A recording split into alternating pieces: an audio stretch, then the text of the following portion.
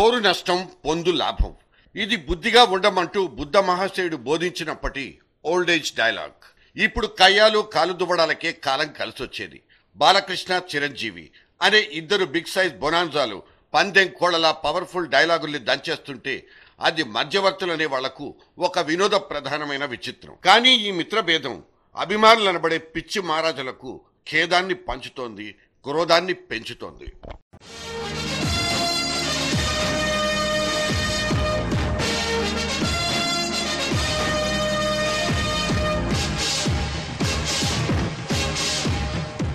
తూటాల్లాంటి మాటలతో ఒకరినొకరు దూషించుకున్న తెర మీద బొమ్మలు ఇప్పుడు మనుషుల మధ్యనే మాటేశాయి. రాజకీయాల్ని కూడా తెగ పండించేద్దామన్న యావతో సినిమాల నుంచి ఒక్క లాంగ్ జంప్ గెంతేసిన కథానాయకులు ఇద్దరు కాసింత కంట్రోల్ తప్పినట్లే కనిపిస్తోంది.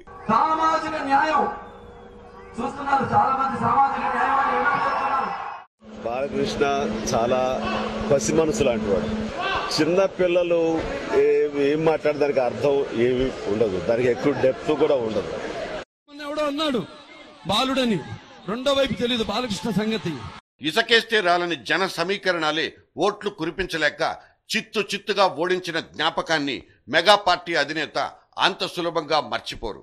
మరి సూటిపోటి మాటలతో జనాల ఫేసుల్ని ఇటువైపు టర్నింగ్ ఇప్పించుకుని ఈజీగా ఓట్లు రాల్చుకుందామనుకునే బాలయ్యది బడాయి కాక మరేంటి. తొడగొట్టడం, మీసం మెలయడం 2009 సీజన్లోనే చూసి జనానికి మొహం మొత్తింది. బహుత్ జ్యాదా హోగ్యా అంటూ విసుక్కున్నట్లు గుర్తు.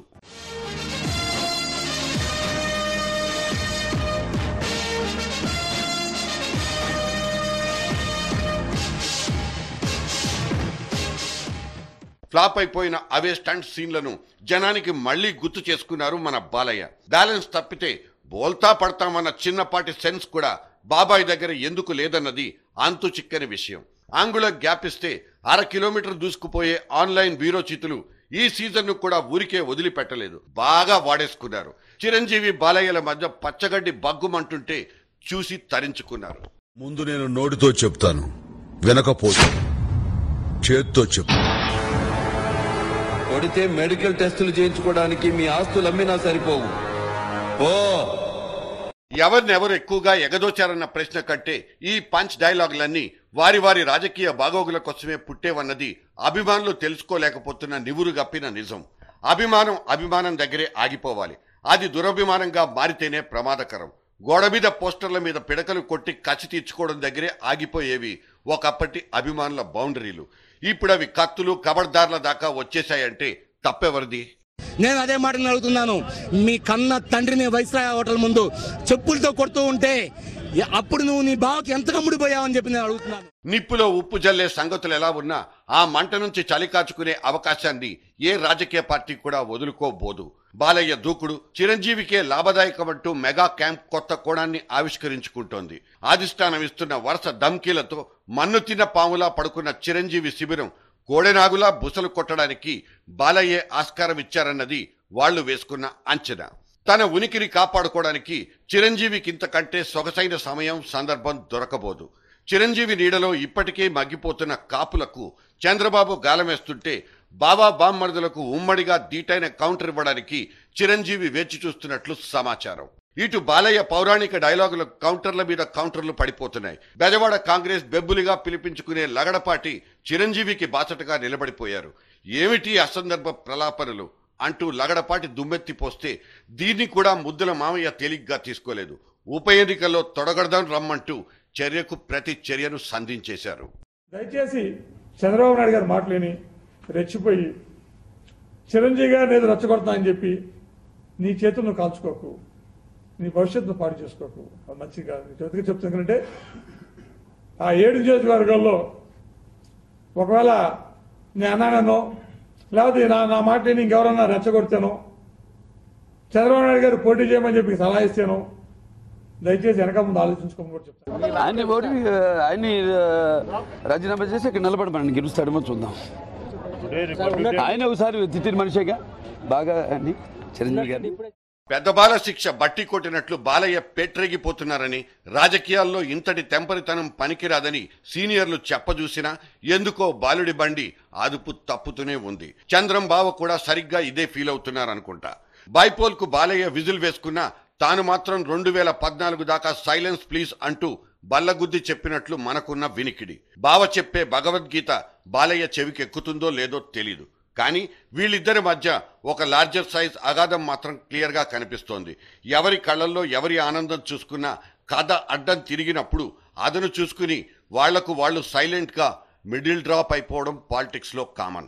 మధ్యలో అభిమాన పాత్రదారులే లీడర్లాడే గేమ్ లో బక్రాలైపోతారు. దిష్టి బొమ్మలకు ముస్తాబు చేసుకుంటారు. 1-2 జిల్లాల్లో దిష్టి బొమ్మల్ని దగ్ధం చేసేసి చెప్పుల దండలేసిన అభిమానులు ఈ దావానలం రాష్ట్రమంతా వ్యాపించక ముందే మేలుకోవాల్సి ఉంటుంది. మరీ ముఖ్యంగా రాజకీయాల్లోకి ఎంట్రీ ఇచ్చే కథానాయకులందరికీ ఒక చిన్న విజ్ఞాపన చెయ్యాలన్నది జర్నలిస్ట్ డైరీ అభిమతం. చాటాల్సిన సత్తాను ఇక్కడి నుంచే చాటండి. తెర మీద మీకున్న అపారమైన నైపుణ్యానికి అబ్బురపడి అభిమానం పెంచుకున్న అమాయకులు రేపు రాజకీయాల్లో మీరు పాటించే సిద్ధాంతాలకు ఆకర్షింపబడే వాళ్లకు అస్సలు పొంతనలేదు. అందుకే సినిమాల నుంచి పుట్టిన అభిమానుల్ని దయచేసి సినిమాల దగ్గరే వదిలేసి రండి. పొలిటికల్ లైఫ్ ను కొత్తగా మొదలు పెట్టుకోండి. మీ అభిమాన దేవుళ్లకో దండం పెట్టుకుని ఆ తర్వాతే రాజకీయాలు చేయండి. Yes, politics minus movies.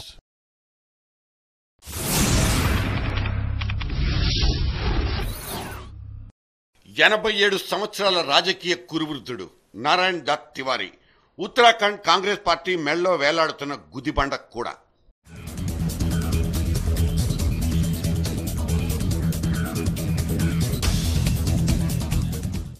శరీరంలో ఏ ఒక్క భాగం కూడా సపోర్ట్ లేకుండా పనిచేయలేని ఈ వార్ధక్యపు రోజుల్లో ఆయనకు ముఖ్యమంత్రి పీఠం కావాల్సొచ్చింది. బీజేపీ పట్టున్న ఉత్తరాఖండ్లో కాంగ్రెస్ కున్న విజయావకాశాలే అంతంత మాత్రం. అయినా సీఎం కుర్చీని ఆశించే వాళ్ల సంఖ్యలో తగ్గుదలే లేదు. ముఖ్యమంత్రి అయిపోవాలని కలలు కంటున్న 7 ఆస్పిరెంట్స్ లో మన తివారీ తాతయ్య కూడా ఒకరు.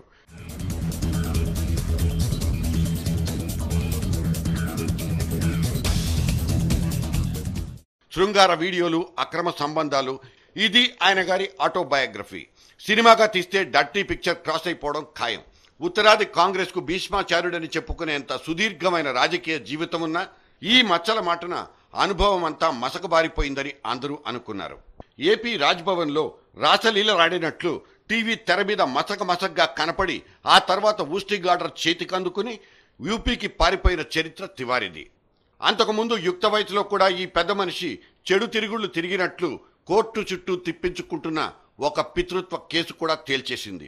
కానీ పరివారం బలంగా ఉంటే చాలు, ట్రాక్ రికార్డ్ మీద ఎన్ని మచ్చలున్నా చెల్లుబాటైపోతాయి. నిన్న రాజ్నగర్లో జోరుగా సాగిన ఎలక్షన్ ర్యాలీలో తివారీ తన చివరాఖరు కోరికను బయట పెట్టేసుకున్నారు.